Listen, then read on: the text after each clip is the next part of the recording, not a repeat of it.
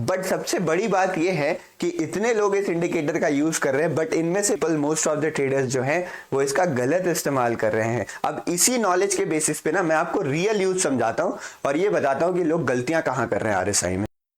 Hello नमस्ते traders, आज हम एक ऐसे इंडिकेटर के बारे में चर्चा करने वाले हैं जो कि बहुत ही ज्यादा पॉपुलर है। यानी अगर लगभग आप मान के चलो, अगर 100 ट्रेडर्स इंडिकेटर का इस्तेमाल कर रहे हैं तो 80 से लेके 90, 80 to 90% ट्रेडर्स, 80 to 90 ट्रेडर्स इस इंडिकेटर का यूज जरूर करते हैं। बट सबसे बड़ी बात यह है कि इतने लोग इस इंडिकेटर का यूज कर रहे हैं, बट इनमें से most of the people, most of the traders जो हैं वो इसका गलत इस्तेमाल कर रहे हैं। इसके यूजेस को बहुत ज्यादा यहाँ पे गलत तरीके से माना गया है। मतलब बहुत सालों पहले एक रूल था जो चला करता था, उसके बाद मार्केट स्ट्रक्चर बदल गए, मार्केट डायनामिक्स बदल गए, लेकिन लोगों ने वो रूल फॉलो करना नहीं छोड़ा, जिस कारण से इंडिकेटर भी बदनाम होते कि इंडिकेटर यूज करना बेकार है, बिल्कुल नहीं करना चाहिए, और यहाँ पे उनको रिजल्ट्स भी देखने को नहीं मिलता है।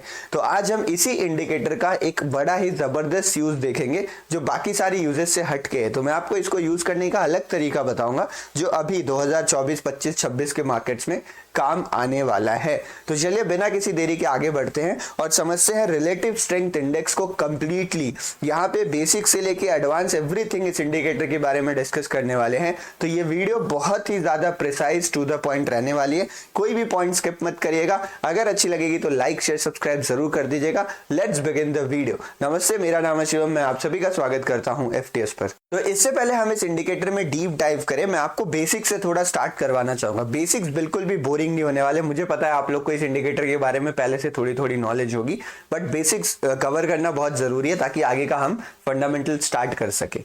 तो देखिए यहां पर जो रिलेटिव स्ट्रेंथ इंडेक्स होता है, technical indicator used in momentum trading. Momentum trading में इसका इस्तेमाल किया जाता है जो किसी चीज की स्पीड को मेजर करता है। अब ये टर्म बहुत ध्यान से सुनिएगा। आरएसआई का इस्तेमाल जो किया जाता है मोस्टली रिवर्सल ट्रेडिंग के लिए किया जाता है, कि जब आप किसी पॉइंट से रिवर्सल ट्रेड करना चाहते हो। लेकिन आरएसआई जो मेजर करता है ना, वो ट्रेंड की स्पीड को मेजर करता है कि कितना तेजी से मार्केट ऊपर या नीचे की तरफ बढ़ रहा है। तो पहली चीज जो हमें ये समझ में आती है कि इसका नाम क्या है, इसका नाम है आरएसआई। आरएसआई में क्या लिखते हैं, रिलेटिव स्ट्रेंथ इंडेक्स, यानी स्ट्रेंथ को मेजर करता है। तो स्ट्रेंथ को मेजर करने का जो तरीका होता है वो ये है कि यहाँ पे हम ट्रेंड के स्पीड को मेजर करते हैं। अब अगर आपने प्राइस एक्शन का इस्तेमाल किया है ना, तो प्राइस एक्शन में हम बहुत सारी ऐसी टेक्निक्स को जानते हैं जिसकी मदद से हम ये समझ सकते हैं कि ट्रेंड की स्पीड कम हो रही है या ज्यादा हो रही है। कैंडल्स की साइकोलॉजी को समझ के, स्विंग के साइज को समझ के हम ट्रेंड की स्ट्रेंथ को प्रेडिक्ट कर सकते हैं, समझ सकते हैं। तो एक बार मैं आपको पहले वो डिस्कशन करवाता हूं। तो फॉर एग्जांपल मान लीजिए यहां पर मार्केट इस तरीके से यहां पर ऊपर की तरफ जा रहा है। अब ये मार्केट है जो यहां पे ऊपर की तरफ बढ़ रहा है। अब यहां पे अगर आप हाईज को कंपेयर करोगे, मतलब फॉर एग्जांपल मेरे पास यहां पर एक हाई बना, उसके बाद यहां पर मेरे पास दूसरा हाई बनता है जो कि इससे ऊपर है, और उसके बाद मेरा यहां पे तीसरा हाई बनता है। तो अगर मैं कंसेक्यूटिव हाई के बीच में डिस्टेंस को कंपेयर करूंगा, जैसे मान लीजिए इसके बीच में और इसके बीच में डिस्टेंस है 10 यूनिट का, फॉर एग्जाम्पल आप मान लो, बस एग्जाम्पल ले रहे हैं, और इससे और इसके बीच में जो डिफरेंस था वो केवल 8 यूनिट का था। तो जो ये डिफरेंस है वो कम हो रहा है ना, सिग्निफिकेंट हाईज के बीच में डिफरेंस कम हो रहा है। इसका मतलब क्या होता है, आप मुझे खुद बताओ, क्या ट्रेंड इंक्रीज हो रहा है या फिर ट्रेंड यहाँ पे डिक्रीज हो रहा है? जो बायर्स की स्ट्रेंथ है वो यहाँ पे इंक्रीज हो रही है या डिक्रीज हो रही है? पहले आप खुद सोचो, फिर मैं बताता हूँ। तो देखो ये ऑब्वियस है यहाँ पे कि अगर ये हाईज के बीच में अगर डिस्टेंस कम हो रहा है ना, इसका मतलब है कि जो बायर्स की स्ट्रेंथ है वो कम हो रही है। और अगर बायर्स की स्ट्रेंथ कम हो रही है तो इसका मतलब क्या है, व्हाट इज द कंक्लूजन, कि अगर बायर्स की स्ट्रेंथ कम हो रही है तो जरूर कहीं ना कहीं से यहाँ पे सेलर्स की स्ट्रेंथ बढ़ जाएगी और वो मार्केट को नीचे घुमा देंगे, मार्केट को यहाँ पे रिवर्स करवा देंगे। तो प्राइस एक्शन में ये टेक्निक ऑलरेडी मौजूद है जिससे हम इस चीज को समझ सकते हैं। और भी बहुत सारी चीजें हैं, ट्रेंड लाइन का एंगल, कैंडलस्टिक का साइज, कैंडलस्टिक का मोमेंटम, जो कि कभी जरूरत पड़ेगी तो मैं डिस्कस करूंगा। लेकिन इसी चीज को अगर आप किसी इंडिकेटर में कन्वर्ट करना चाहते हो तो उस इंडिकेटर का नाम बनेगा आरएसआई। तो आरएसआई इसी प्रिंसिपल पे काम करता है। अब थोड़ा सा मैं आपको आरएसआई के बारे में बताता हूँ, इसके फॉर्मूले के बारे में बताता हूँ। तो देखिए ये मेरे पास है आरएसआई के कैलकुलेशन का फॉर्मूला। अगर आप आरएसआई में कैलकुलेशन देखोगे तो वहां से हम स्टार्ट कहाँ करते हैं, सबसे पहले हम 100 को लेते हैं, फिर 100 से हम माइनस करते हैं 100 डिवाइडेड बाई एवरेज गेन और एवरेज लॉस। तो यहां पर जो वेरिएबल है, वेरिएबल क्या है, वेरिएबल है एवरेज गेन और एवरेज लॉस, बाकी सारी चीजें तो फिक्स है, ये 100 रहेगा, ये 100 रहेगा, डिवाइडेड बाय 1 प्लस ये रहेगा। अब आपको अगर इस फॉर्मूले को समझना है तो आपको ये समझना पड़ेगा कि एवरेज गेन और एवरेज लॉस क्या होता है। तो देखो फॉर एग्जांपल मैं कंसीडर कर लेता हूं कि मैं पास्ट 14 कैंडल्स की बात कर रहा हूं, मतलब मैंने यहां पे जो आरएसआई कैलकुलेट करना था उसका मैंने जो टाइम पीरियड लेना था वो टाइम पीरियड मैंने पास्ट 14 कैंडल्स का ले लिया। 1 मिनट की कैंडल हो, 5 मिनट की हो, 10 मिनट की हो, फर्क नहीं पड़ता है, हम पास्ट 14 कैंडल्स के बारे में बात कर रहे हैं।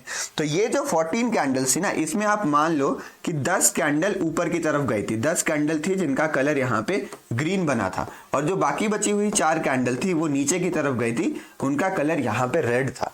अब जितनी कैंडल्स ऊपर की तरफ गई है ना, जिनका ग्रीन है, उसका हम एवरेज निकालेंगे। मान लो कोई कैंडल 10 पॉइंट ऊपर गई होगी, कोई 2 ही पॉइंट गई होगी, कोई 25 पॉइंट गई होगी, तो सारे कैंडल्स का हम एवरेज निकालेंगे और उसी को हम यहाँ पे कहते हैं एवरेज गेन। तो फॉर एग्जाम्पल अब एवरेज गेन मान लो 30 पॉइंट्स का आ गया, फॉर एग्जाम्पल हम इसको मान लें 30 पॉइंट्स कह लो, या फिर मान लो 0.3% का आ गया, और जो हमारा एवरेज लॉस था वो 10 पॉइंट्स का आया यहाँ पे। मतलब उस टाइम मार्केट ऊपर की तरफ गया होगा और इसको आप मान लो 0.1% के आसपास, तो कैसे भी आप इसको कंपेयर कर सकते हो। तो इसी को हम यहाँ पे कहते हैं एवरेज गेन। ये वाला जो हमारे पास नंबर है ना, ये हमारे पास एवरेज गेन है पास्ट 14 कैंडल्स का, और ये हमारे पास एवरेज लॉस है पास्ट 14 कैंडल्स का, जिसने भी ग्रीन रेड बनी थी। तो इसके हिसाब से फिर हम इसको इस फॉर्मूले में डालेंगे, इसको हम कैलकुलेट करते हैं, और फिर इसको कैलकुलेट करने के बाद हम दोबारा से ये सेम फॉर्मूला लगा देते हैं, थोड़ा ये स्मूथ हो जाता है। उसके उतनी ज्यादा डिटेल में जाने की हमें जरूरत नहीं है फॉर्मूला में, लेकिन आपको मोटा मोटी समझ में आ रहा होगा ये इंडिकेटर करता क्या है। देखो इंडिकेटर चार्ट में प्लॉट कर लिया, उसके बारे में 2-3 वीडियोस देख लिए स्ट्रैटेजी सेटअप्स की, और उसको यूज करने लगे, तो आप उसको अच्छे से नहीं यूज कर पाओगे जब तक आप इतनी बारीकी से किसी इंडिकेटर या किसी भी चीज को नहीं समझते हो। तो इसीलिए कभी भी कोई नई चीज सीखो ना, आप क्वेश्चन करो कि ऐसा क्यों हो रहा है। स्टॉक मार्केट में जनरली हमें इस चीज की आदत नहीं होती। हमें क्या होता है, हमें फैक्ट्स पता चलते हैं, स्ट्रैटेजी सेटअप्स पता चलती है, कुछ रूल्स मालूम चलते हैं, वो हम तुरंत अप्लाई करने लगते हैं। लेकिन मार्केट जो चीज है वो है सरप्राइज करने वाली, तो हमेशा 19-20 होते रहेगा। जो आप सीखोगे वो कल हो ना हो, थोड़ा अलग हो जाए, तो जब आप उससे अडेप्ट कर लोगे, वो अडेप्टेशन कैसे आएगा, जब आपके पास इन डेप्थ किसी चीज की नॉलेज होगी। तो अब आपको इतना मालूम चल चुका है कि आरएसआई क्या कैलकुलेट करता है, कैसे कैलकुलेट करता है। अब इसी नॉलेज के बेसिस पे ना मैं आपको रियल यूज समझाता हूं और ये बताता हूं कि लोग गलतियां कहां कर रहे हैं आरएसआई में। तो देखिए ट्रेडर्स, अभी आरएसआई के 2 पॉपुलर यूजेस है, मतलब आरएसआई को 2 तरीके से यूज किया जाता है। जो बिगिनर्स होते हैं जनरली वो आरएसआई का कैसा इस्तेमाल करते हैं, वो आरएसआई में कोई रेंज मार्क करने की कोशिश करते हैं कि भाई ये नंबर ले लो, ऊपर 70 से जा रहा है तो ये ओवर बॉट हो जाएगा, आप इसको बेच दो। अगर नीचे आता है 30 के नीचे जा रहा है तो ओवर सोल्ड हो जाएगा, आप इसे खरीद लो। ये पहले टाइप की यूज होती है यहाँ पे। दूसरे टाइप के जो ट्रेडर्स हैं, जो थोड़े से एडवांस है, जो इसके बारे में जानते हैं, जो बहुत दिनों से इसको यूज कर रहे हैं, वो इसमें डाइवर्जेंस का भी इस्तेमाल करते हैं। अब ये जो दोनों पॉपुलर यूजेस है ना, इनमें कुछ कुछ गलतियां हैं जो बहुत सारे लोग कर रहे हैं। तो एक एक करके हम दोनों इंडिकेटर के यूजेस को समझेंगे, कैसे एग्जैक्टली स्ट्रैटेजी नंबर 1 और स्ट्रैटेजी नंबर 2 काम करता है। उसके बाद फिर हम चार्ट में चलेंगे, मैं बैक टेस्ट करके आपको समझाने वाला हूं, और साथ में मैं आपको वो गलतियां भी बताऊंगा जो ट्रेडर्स कर रहे हैं, और उसका सॉल्यूशन भी डिस्कस करने की कोशिश करेंगे।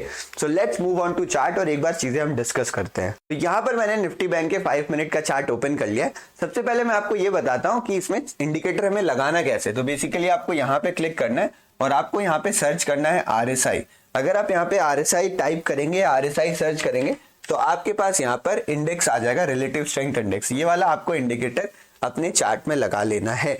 जब आप अपने चार्ट में इस इंडिकेटर को लगाएंगे तो ये आपको कुछ इस तरीके से यहाँ पे नजर आ रहा होगा। तो यहाँ पर ये हमारे पास आरएसआई इंडिकेटर चार्ट में लग चुका है। अब अगर आप इस इंडिकेटर पे गौर करेंगे तो इसकी वैल्यू लगभग 0 से 100 के बीच में ही रहती है, और यहाँ पे 2 इंपॉर्टेंट लाइनों को मार्क किया जाता है। एक को हम बोलते हैं ओवरबॉट लाइन, यानी इसके ऊपर अगर आरएसआई की वैल्यू जाती है तो हम मार्केट को ओवरबॉट कंसिडर करेंगे। फॉर एग्जाम्पल यहाँ पे वो लाइन 70 पर ड्रॉ की गई है। सिमिलरली बॉटम पर भी हम एक लाइन रखते हैं कि अगर उसके नीचे मार्केट चले जाता है तो मार्केट को ओवरसोल्ड कंसिडर करेंगे। अब ओवरबॉट और ओवरसोल्ड क्या है? जनरली ओवरसोल्ड की लाइन लोग 30 पे लगाते हैं, इसको 70 पे लगाते हैं। अब देखो, अगर आप इस शब्द की मतलब शब्द का मतलब समझने की कोशिश कर रहे हो कि सर ओवरबॉट मतलब क्या होता है, तो ओवरबॉट मतलब ये होता है कि मार्केट को बहुत ज्यादा लोगों ने खरीद लिया है, मार्केट बहुत तेजी से कुछ ज्यादा ही ऊपर चला गया है, अब वहां पर मार्केट नहीं टिक पाएगा, मार्केट को रिवर्स करने की जरूरत है, मार्केट को एक रिट्रेसमेंट की जरूरत है। तो ओवरबॉट मतलब एक ऐसा जोन जहां पे बाइंग इसके लिमिट से ज्यादा आ चुकी है, अब मार्केट में एक रिवर्सल या रिट्रेसमेंट आ सकता है। सिमिलरली यहाँ पे ओवरसोल्ड जोन का मतलब ये होता है कि जो मार्केट में सेलिंग थी वो बहुत ज्यादा आ चुकी है, बहुत फास्ट आ चुकी है, मार्केट में अब एक रिवर्सल की जरूरत हो सकती है। तो ये ओवरबॉट ओवर सेल सोल्ड का जो कॉन्सेप्ट है ये सबको मालूम है, इसमें कुछ नया नहीं है, लेकिन ये वाला जो सोचने का तरीका है ना वो आपको रिवर्सल ट्रेड करने पे मजबूर करता है। अब मेरी एक बार बात समझने की कोशिश करो, हमने यहां पर क्या देखा था, आरएसआई आपको क्या बताता है, आरएसआई आपको बताता है बायर्स और सेलर्स की ताकत क्या है, यहाँ पे बायर्स और सेलर्स की स्ट्रेंथ क्या है। तो जब आरएसआई 70 के ऊपर गया इसका मतलब क्या है, बायर्स वीक हो रहे हैं या बायर्स स्ट्रांग हो रहे हैं, बायर्स वीक हो रहे हैं स्ट्रांग हो रहे हैं, आप ये बताओ। आरएसआई की वैल्यू बढ़ रही है मतलब बायर्स की स्ट्रेंथ बढ़ रही है, और अगर बायर्स की स्ट्रेंथ मार्केट में बढ़ रही है तो मार्केट में रिवर्सल ट्रेड आपको क्यों करना है, आपको रिवर्सल ट्रेड करना ही क्यों है, आप मुझे ये समझाओ। लेकिन बहुत सारे लोग ये गलती करते हैं कि 70-30 की जोन को मान के वहां पे रिवर्सल ट्रेडिंग करने लगते हैं। देखो ये जो रिवर्सल ट्रेडिंग वाला कॉन्सेप्ट है ना वो गलत नहीं है, आपको रिवर्सल ट्रेडिंग ही करना है। अच्छा सर ये सारी चीजें तो समझ में आ गई, यानी आप ये कहना चाह रहे हो कि हमें रिवर्सल ट्रेडिंग करनी नहीं है। नहीं, मैं ये नहीं कहना चाह रहा हूं, मैं ये कहना चाह रहा हूं कि हम रिवर्सल ट्रेड करेंगे। और रिवर्सल ट्रेड के पीछे का लॉजिक क्या होता है कि अगर मार्केट किसी एक ट्रेंड में है तो मार्केट 90 डिग्री में मूवमेंट नहीं कर सकता, मतलब मार्केट उसी फ्लो में मार्केट बहुत ऊपर नहीं जा सकता है। जब एक हद तक मार्केट ऊपर बढ़ते रहता है बढ़ते रहता है बढ़ते रहता है तो क्या होता है, बहुत सारे लोगों के पास बाइंग की पोजीशन एक्यूमुलेट होते जाती है, और फिर कुछ हद तक के बाद लोग प्रॉफिट बुकिंग स्टार्ट करते हैं। तो एक लेवल के बाद मार्केट में प्रॉफिट बुकिंग का प्रेशर आ जाता है, जिस कारण से सेलिंग थोड़ी सी ट्रिगर हो जाती है, और उसी प्रॉफिट बुकिंग प्रेशर के कॉन्सेप्ट पे यहाँ पे आरएसआई काम करता है। बट अगर आप उसे 70-30 की रेंज में पकड़ना चाह रहे हो ना, मतलब आपने एक रेंज को फिक्स कर दी कि सर 70-30 के बाद मैं सेल करने को देखूंगा, तो आप बहुत बुरा यहाँ पे फंस सकते हो। फॉर एग्जाम्पल मैं आपको चार्ट में दिखाता हूँ। अब यहाँ पे देखो, जैसे ही मार्केट, मैं इसको थोड़ा छोटा कर रहा हूँ, ठीक है, जैसे ही मार्केट यहाँ पे ओपन होता है, यहाँ पे आपको दिख रहा है मार्केट ओपन होते ही यहाँ पे हमें ओवरबॉट का कंफर्मेशन मिला था, लेकिन उसके बावजूद मार्केट इतनी ऊपर तक गया है, पूरा जो आरएसआई था इतनी देर तक ओवरबॉट ही था, बट मार्केट ऊपर की तरफ चलते रहा यहाँ पे। तो ये आपको क्या बता रहा है, अगर आप यहाँ पे हर जगह सेल करने की कोशिश करोगे तो आपके लॉसेस ही ज्यादा होंगे। तो ये गलती आपको नहीं करनी है। अगर ये गलती नहीं करनी है तो सही तरीका क्या है, आइए मैं आपको एग्जैक्ट सही तरीका बताता हूं कि इन नंबर्स को कैसे आपको डील करना है। Let's move on to next point. I hope आपको मजा आ रहा होगा, आपको सीखने को मिल रहा होगा, आपको गहराई में इस इंडिकेटर के बारे में पता चल रहा होगा। वीडियो अच्छी लग रही है तो लाइक जरूर करेगा, आपके लाइक करने से यूट्यूब बाकी लोगों को भी ये वीडियो सजेस्ट करता है, और आप चाहे तो अपने ग्रुप्स में, व्हाट्सएप ग्रुप में, टेलीग्राम ग्रुप्स में, कम्युनिटी में शेयर जरूर कर सकते हैं ताकि बाकी लोगों को भी इसके बारे में पता चले। अब मैं आपको बताता हूँ कि what is the real truth. इससे पहले हम आगे बढ़े और इस बहुत जरूरी कॉन्सेप्ट को पूरा करें, मैं आप सभी को एक बहुत ही इंटरेस्टिंग ऑफर के बारे में बताना चाहता हूं। हमारे फ्री एजुकेशन इनिशिएटिव के तहत हम लेके आए हैं 7 डेज का लाइव फ्री वर्कशॉप, जिसे आप ज्वाइन कर सकते हैं, जिसमें हम technical analysis, price action, money management के बेसिक्स और सारे कॉन्सेप्ट्स हम डिस्कस करने वाले हैं। इसको ज्वाइन करने के लिए आपको केवल हमारे दिए गए लिंक्स के थ्रू अकाउंट ओपन करवाना है। ये एक तरीका है ताकि हम सीरियस ट्रेडर्स को फिल्टर कर सके। अगर आप अकाउंट ओपन करवाते हैं, उसमें एक्टिवली आप ट्रेड करते हैं, तो आप फ्री में इसे ज्वाइन कर सकते हैं। इसके साथ साथ आपको 2 बहुत ही इंपॉर्टेंट डेटा डिकोडिंग, जो खुद में काफ़ी स्पेशल है और काफ़ी ज़रूरी है ट्रेडर्स के लिए, उसके साथ साथ स्विंग ट्रेडिंग का कोर्स और प्लस एक प्रीमियम ग्रुप का भी एक्सेस मिलेगा, जिसमें लाइव मार्केट में आपको सपोर्ट प्रोवाइड किया जाता है। इसके साथ साथ भविष्य में जो भी एफटीएस की प्रीमियम सर्विसेज रहेंगे, हमारे जो भी फ्री मिनी कोर्सेज रहेंगे, उन सभी का एक्सेस आपको मिलते रहेगा। तो अगर आप इसमें जुड़ना चाहते हैं तो नीचे डिस्क्रिप्शन में लिंक दिए गए हैं डीमेट अकाउंट्स के, वहाँ से जाके आप ओपन करके उनमें ट्रेड कर सकते हैं। अगर ज़्यादा जानकारी चाहिए तो आप हमें मैसेज भी कर सकते हैं, व्हाट्सएप नंबर डिस्क्रिप्शन में दिया हुआ है। चलिए वीडियो में बढ़ते हैं, आगे कंटिन्यू करते हैं लर्निंग को। तो देखिए यहाँ पर ओवरबॉट और ओवरसोल्ड के लिए आपको नंबर्स निकालने हैं। अब कुछ लोग यहाँ पे बोलेंगे सर 70 के ऊपर मार्केट ओवरबॉट है, कुछ लोग यहाँ पे ये भी मानते हैं कि 80 के ऊपर है, और कुछ लोग तो यहाँ पे 60 के ऊपर भी काम करते हैं कि मार्केट 60 के ऊपर गया, ओवरबॉट है, मैं रिवर्सल ट्रेड करूंगा। तो इसका सही तरीका क्या है ना, आप दिमाग लगाओ। आप मतलब कोई मशीन नहीं हो ना, एल्गोरिदम नहीं हो ना कि कुछ चीजें टाइप कर दी आपको उसी में गोल गोल घूमते रहना है। आपको अपना दिमाग लगाना है। वो दिमाग क्या है, अब मेरी बात समझने की कोशिश करिए। अगर यहाँ पे बायर्स पावरफुल है, अगर बायर्स के अंदर जो स्ट्रेंथ है वो बहुत ज्यादा है, तो क्या मार्केट में आसानी से रिवर्सल आएगा? द आंसर इज नो, नहीं। अगर बायर स्ट्रांग है तो इतनी आसानी से रिवर्सल नहीं आएगा। बायर्स कब स्ट्रांग रहते हैं? बायर्स तब स्ट्रांग रहते हैं जब मार्केट यहाँ अप ट्रेंड में चल रहा होता है। तो क्या अप ट्रेंड में चल रहे मार्केट में रिवर्सल ट्रेड करना अच्छी बात है, या फिर एक ऐसा मार्केट जो रेंज बाउंड है, जो यहाँ पे साइडवेज है, उस साइडवेज रेंज बाउंड मार्केट में आप रिवर्सल ट्रेड करना प्रेफर करोगे? आप मुझे बताओ क्या सही है, ऑप्शन नंबर ए या ऑप्शन नंबर बी? कहां पर आप रिवर्सल ट्रेड करना प्रेफर करोगे? द करेक्ट आंसर या suitable answer is option number B. जब मार्केट रेंज बाउंड है ना, तो कोई पार्टी डोमिनेट नहीं कर रही, वहां पे आप रिवर्सल ट्रेड्स आराम से कर सकते हो। तो अगर रेंज बाउंड मार्केट में मुझे रिवर्सल ट्रेड्स करने, तो मैं 70 का भी नंबर यूज कर सकता हूं, मैं 60 का भी नंबर यूज कर सकता हूं, क्योंकि मार्केट बहुत जल्दी ओवरबॉट या ओवरसोल्ड होके फिर रिएक्ट करना स्टार्ट कर देगा। बट अगर मार्केट ट्रेंडिंग है तो 70-60 के बाद अगर मैं सेल करने को देखूंगा ना, तो मेरे से बहुत सारे मूव मिस हो जाएंगे। मतलब असल में ये होगा ना, मैं मार्केट के सारे बड़े मूव छोड़ दूंगा। तो फाइनल स्ट्रैटेजी हमारी क्या है? आपको चार्ट पर प्राइस एक्शन का थोड़ा सा दिमाग लगाना है, और अगर मार्केट रेंज बाउंड है, ध्यान से सुनिए, अगर मार्केट रेंज बाउंड है, मार्केट किसी स्ट्रॉन्ग रेजिस्टेंस के आसपास आके खड़ा है, मतलब मार्केट में रिवर्सल के चांसेस ज्यादा हैं अकॉर्डिंग टू प्राइस एक्शन।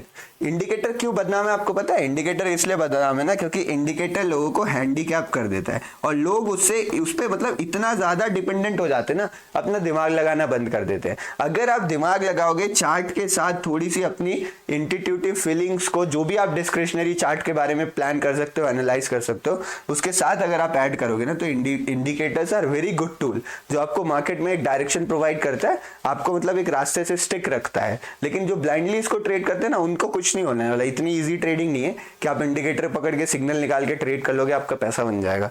नहीं तो फिर हमें दिमाग ही नहीं लगाना पड़ता ना, इतना सिंपल ही काम कर लेते। तो यहाँ पे अगर मार्केट रेंज बाउंड है, तो मैं यहाँ पे 70 और 30 का लेवल फॉलो करूंगा। अगर 70 के ऊपर मार्केट जाता है, मतलब RSI 70 के ऊपर जाता है, तो मैं चार्ट में कोई रिवर्सल सिग्नल ढूंढूंगा। वो कोई कैंडलस्टिक भी हो सकती है, शूटिंग स्टार, मान लो कोई चार्ट पैटर्न बन गया रेजिस्टेंस के पास आके, कुछ भी चीजें हो, मैं उसको ट्रेड करने की कोशिश करूंगा। अगर सिमिलरली सेम फॉर 30, अगर 30 के नीचे जाता है तो मैं बाइंग प्रीफर करूंगा, कोई कैंडल्स बनती है तो भी बाइंग प्रीफर करूंगा। लेकिन ये आप कब करोगे? जब मार्केट रेंज बाउंड है तब। रेंज बाउंड मार्केट का मैं आपको एग्जांपल अभी दिखाऊंगा थोड़ी देर में। बट अगर मान लीजिए कि मार्केट यहाँ पे ट्रेंडिंग है, अब मार्केट अप ट्रेंड भी हो सकता है, डाउन ट्रेंड भी हो सकता है, लेकिन अगर मार्केट यहाँ पर ट्रेंडिंग है, तो आपको एक चीज का ध्यान रखना है कि रिवर्सल ट्रेड करने की कोई जल्दी नहीं है। तो अगर मार्केट 70 को ब्रेक कर रहा है ना, तब हम यहाँ पे वापस से बाइंग का ट्रेड करें। तो देखो जनरली मार्केट क्या करेगा, मैं आपको समझाता हूं। यहाँ पे मार्केट ने 70 को ब्रेक किया। अब 70 को ब्रेक करने के बाद आपको चार्ट में कोई रिट्रेसमेंट ढूंढना है। जैसे यहाँ पे 70 को ब्रेक किया, हल्का फुल्का पॉज मिला, हल्का फुल्का रिट्रेसमेंट मिला, तो 70 को ब्रेक करने के बाद आपको सेल करने के ट्रेड्स बिल्कुल नहीं ढूंढने हैं। अगर मार्केट ट्रेंडिंग है, आपको चार्ट में दिख रहा है, ब्रेकआउट आया हुआ है, 2 दिन से ट्रेंड कर रहा है, तो 1 दिन से ट्रेंड कर रहा है, जो भी हो वो आपको चार्ट में क्लियरली दिखेगा। तो आपको यहाँ पर RSI में सेल करने की जगह बाई ही प्रिफर करना है। तो 70 का लेवल अगर क्रॉस होता है, तो हम यहाँ पे बाइंग का ट्रेड प्लान करेंगे, और हमारा जो टारगेट होगा वो चार्ट के हिसाब से ही होगा। लेकिन सेलिंग की कोई जल्दी नहीं है। अगर आपको सेल करना ही है ना, मतलब अप ट्रेंड मार्केट में सेल करना ही है, तो आप 70 के लेवल को ना फॉलो करके 80 और 20 के लेवल को फॉलो करेंगे, और इस लेवल के ब्रेकआउट के बाद बाई या सेल करने का प्रेफर करेंगे। तो मैं आपको एक बार बता देता हूँ इसकी सेटिंग्स कैसे चेंज की जाती है। तो अगर आप यहाँ पे क्लिक करते हो ना, यहाँ पे आपको ये सेटिंग्स दिखेगा। तो देखो अभी इनपुट में क्या डाल रखा है हमने, इनपुट में हमने जो लेंथ डाल रखी है वो 14 की डाल रखी है, यानी पास्ट 14 डेज की कैंडल को हम यहाँ पे जज कर रहे हैं, इसको चेंज करने की जरूरत नहीं है, ये ठीक ठाक ही काम करता है यहाँ पे।